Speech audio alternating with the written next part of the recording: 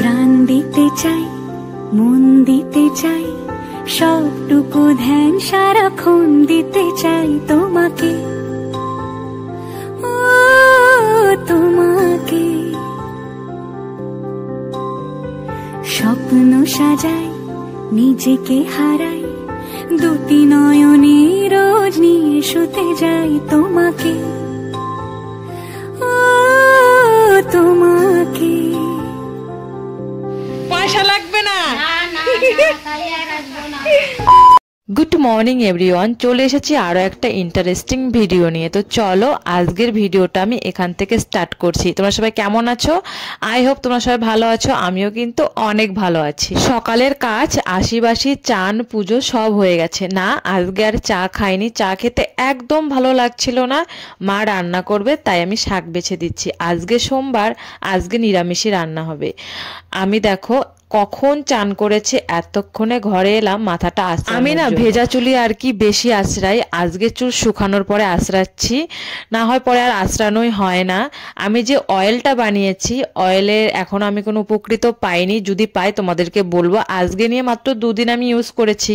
আজকে যেহেতু শ্যাম্পু করলাম, আজকে আর অয়েলটা মাখবো না, কালকে মাখবো। কিন্তু আমার একটা জিনিস আর কি হয়েছে, চুলগুলো না আগের থেকে কালো হয়েছে, তোমরা লক্ষ্য করবে অনেকটাই কিন্তু কালো হয়েছে আমি যা দেখতে পারলাম আর কি। আজকে না আমার একদম ভালো লাগছে না, ভিডিও করার একদম ইচ্ছা নেই। মুখ বন্ধ করে ভিডিও করছি। কেন করছি একটু পরে তোমাদেরকে বলবো। বিয়ের 3-4 মাস পরে আমি কিন্তু একটু মোটা হয়েছিলাম।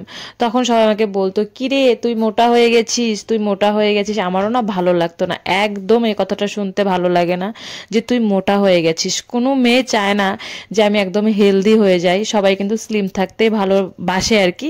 কিছু কিছু আছে যে মোটা ভালোবাসে, বাট আমি সবসময় স্লিমই ভালোবাসি। আর এখন দেখি এনি টাইম আমার নাইটির গলা ঘাট দিয়ে খুলে যাচ্ছে। আমার তাতে কোনো অসুবিধা নেই, কারণ যেদিন আমি একবেলা খাবো না সেদিন দেখি কি আমাকে একদম শুকনা চোখ একদম ভেতরে ঢুকে যায়, এরকম হয়ে যায় আর কি। এখন বাজে প্রায় 12টার মতো, ভাবলাম বিছানাটা গুছিয়ে নেই। অনেক দিন হয়ে গেল জানো তো বেডশিটটা কেচে দেওয়া হয় না, কারণ আমাদের নতুন বাথরুম হচ্ছে, কাচারও কোনো জায়গা নেই। কত অসুবিধা করে যে এখন চান করি তোমাদেরকে আর কি বলবো। তাই ভাবলাম আজকে একটু সময় নিয়ে, চাপ হোক যতটাই চাপ হোক, ঘরটা খুবই এলোমেলো হয়ে আছে। সব সময় গোছাই, বাট এই যে শীতের এত জামা কাপড় হয়, আমি 2-3 বার অন্য সময় আর কি ডেট চেঞ্জ করি, তার জন্য জামা কাপড় এলোমেলো হয়ে যায়। তাই আজকে বেডশিটটা উঠিয়ে দিয়েছি। তোমাদের দাদাভাই কেচে দেবে, আমাকে কাচতে দেবে না, কারণ চান করারই জায়গা পাই না, কত কষ্ট করে চান করি। এ যা তোমাদেরকে দেখাতে চেয়েছিলাম যে আমাদের বাথরুমটা কতখানি কমপ্লিট হয়েছে।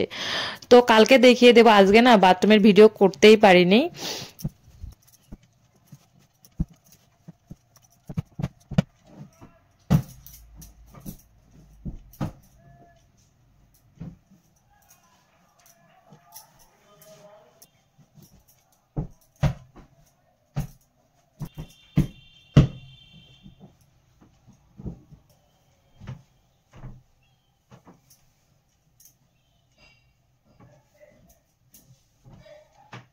যেটা বলছিলাম আর কি, আমি একবেলা না খেলে না চোখ মুখ এতটা শুকিয়ে যায়, মানে আমাকে দেখতে একদম রুগীর মতো লাগে। আর কখনোই আমি না খেয়ে থাকতে পারি না। যখন আমি রাগ করি যে আজকে খাবো না, সেদিন জানি না কেন ঘন ঘনই খিদা পায়, মানে কিরকম যেন আমি না খেয়ে একদম থাকতে পারি না। যাই হোক আমি কিন্তু খেয়ে নেব। বেশ কয়েকদিন থেকে আমি না একটা জিনিস লক্ষ্য করছি, আমার না আপনা আপনি মনটা কেন যে খারাপ হয়ে যায়। আমি যে কি ভাবি কি না ভাবি আমি কোনো কিছুই জানি না, এত খারাপ লাগে, এত খারাপ লাগে, আমার কিছুই ভালো লাগে না। আমার কারোর সাথে কথা বলতে ইচ্ছা করে না। আমি এরকমটা কেন হচ্ছে, আমার কি কোনো কিছু হয়েছে আমি বুঝতেই পারি না।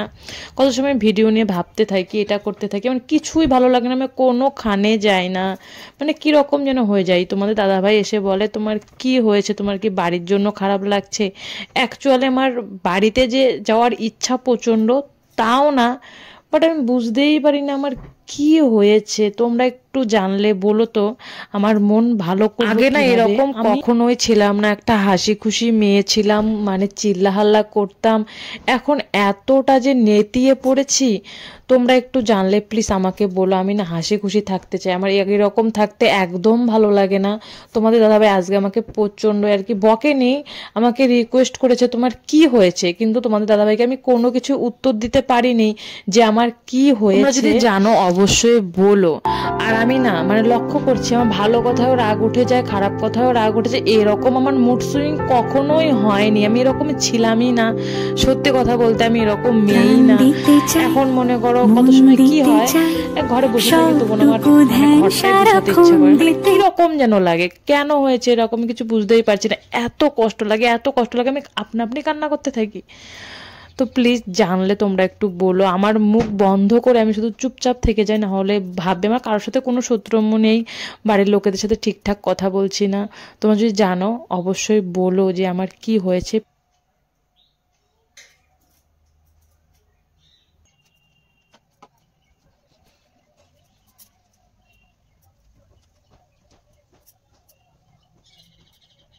দেখো তোমাদের সাথে একটু কথা বলতে বলতে আমার কিন্তু ঘর গোছানো হয়ে গেছে, আর আমি চলে এলাম খেতে। এখন বাজে 1টা, ভাবলাম আজকে খাবো না, মনটা ভালো না, খেতেও ইচ্ছা করছিল না, কিন্তু ওষুধ খেতে হবে, এর জন্য এসে আমি খাচ্ছি। আর আমি কিন্তু পান্তা ভাত খাচ্ছি না, অ্যাকচুয়ালি মার ছাকতে না এগুলো ভাত আর কি মারের গামলায় পড়ে গেছিল, তবু ভাতগুলো কি নষ্ট করব, ফেলে দেবো, আমাদের গরু কিছু নেই। তো মা অল্প খেয়েছে, আমি অল্প খাচ্ছি, আর ভালোই লাগে এরকম মার ভাত। আগে যখন স্কুলে যাওয়ার আগে ভাত হতো না, মা মার ছাকতো, আমি না ভাতের মধ্যে না মারের মধ্যে কিছু ভাত দিয়ে এভাবে লবণ দিয়ে খেয়ে যেতাম আর কি স্কুলে। এমনি ভাতের মারও আমি খেয়েছি, মোটা যেন হই।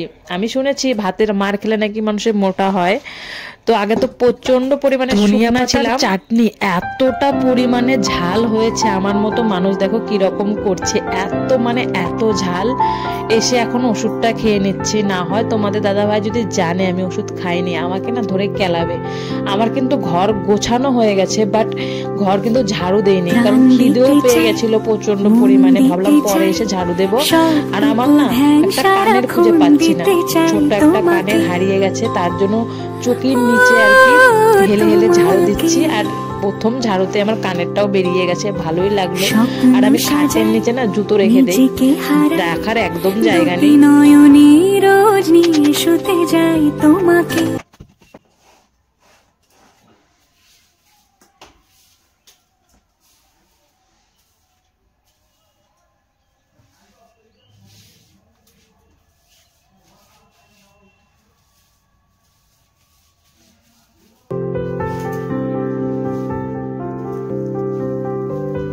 প্রাণ দিতে চাই, মন দিতে চাই, সবটুকু ধ্যান সারা।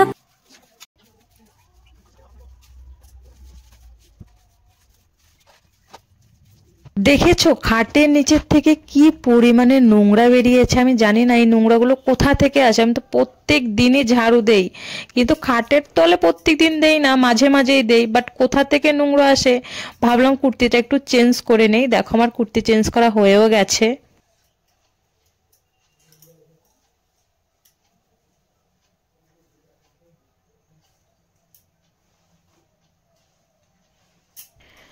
দেখেছো কিরকম অবস্থা হয়েছে 2 জানুয়ারিতে, মানে আমি যেদিন ডক্টরের কাছে গিয়েছিলাম, তোমাদের দাদাভাই কিন্তু আমাকে তিলের খাজা কিনে দিয়েছিল, তোমরা দেখেওছো। আমি না ভেবেছি পরে খাবো, সবাইকে দিয়ে খাবো, এর জন্য আমি খাইনি। কিন্তু আজকে 4-5 দিন এমন হয়ে গেছে, দেখি তিলের খাজা একদম গলে গেছে, চিনি তো গলেই যাবে, আর তিলগুলো শুধু পড়ে আছে। আমার যে কোনো জিনিস আনার সঙ্গে সঙ্গে যে খাবো সেটা একদমই খাই না। দেখো তো আমি কাউকে দিলামও না, সম্পূর্ণ নষ্ট হয়ে গেলাম, না ভীষণ খারাপ লাগছিল। আমার তিলের খাজা খেতে ভীষণ ভালো লাগে, কিন্তু এতখানি খাবার নষ্ট হয়ে গেল এটা ভেবেই আমার ভীষণ পরিমাণে খারাপ লাগছিল। দেখো পুরো ঘরটা গোছানোর পরে দেখতে এরকম লাগছিল। আজকে তোমাদের দাদাভাই এসে বলেছে তুমি তো অনেক কাজ করেছো, মানে এত সুন্দর করে ঘরটা গুছিয়েছো। কালকে একদম গোছানোর টাইম পাইনি, কালকে সারা দিন মিস্ত্রি কাজ করেছে। এই দেখো আবার চলে এলাম বাসন মাজতে, কিছু বাসন ছিল।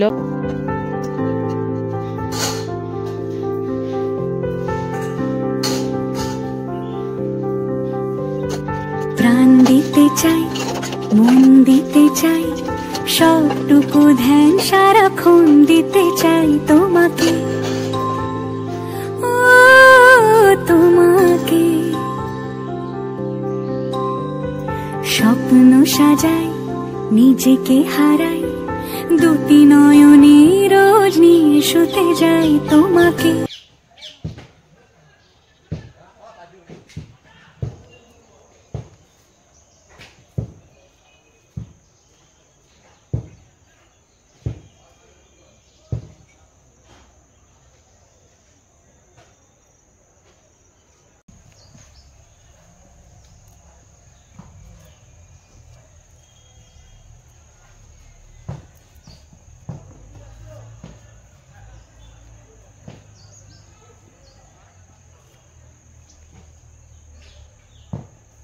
আমাদের বাড়ি ও তোমাকে, জেনেও তোমার আখি চুপ করে থাকে, রোজ দুই ফোঁটা যেন আরো ভালো লাগে। গানে অভিসারে চাই শুধু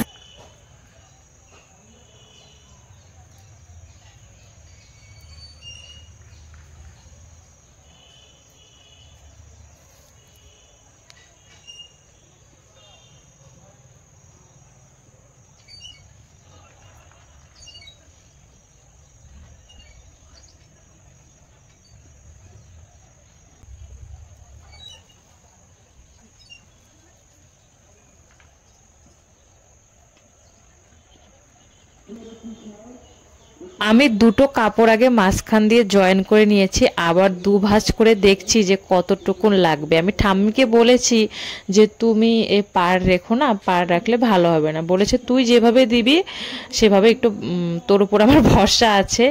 কিন্তু আমার এতটা অসুবিধা হচ্ছিল এই ভাঁজ করতে, মানে কেউ যদি পাশে থাকতো তাহলে না আমার প্রচুর হেল্প হতো। মানে এত কষ্ট হয়েছে না।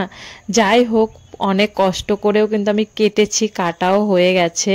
এখন আমি আবার বাড়িতে নিয়ে যাচ্ছি, বাড়িতে নিয়ে গিয়ে আবার এটাকে সেলাই করতে হবে। আমি সেলাই করছি, আমার সেলাই করা শেষই হয়নি, তখন দেখি ঠাম্মি এসে পড়েছে। আমি ভাবলাম কাবার নিতে হয়তো এসে পড়েছে, পরে বলে কি না আমি কাবার নিতে আসিনি, এক জায়গায় যাবে, আমাদের বাড়িতে এমনিতেই প্রায় প্রায় আসে, আর আমাকে বলেছে বানিয়ে দিতে। আমি বলছিলাম ঠিক আছে, টাকা টুকা কিন্তু লাগবে না। আর আমাকে কি বলছে একটু পরে তোমরা শুনতে পাবে। বলে কি টাকা না দিলে তোর কাছে কখনোই আর আসবো না, তাহলে তো অন্য দর্জি আছে, তুই একটা কাজ করিস, এখনো তো তুই সেভাবে কাজ করিস না। হ্যাঁ, পয়সা লাগবে না,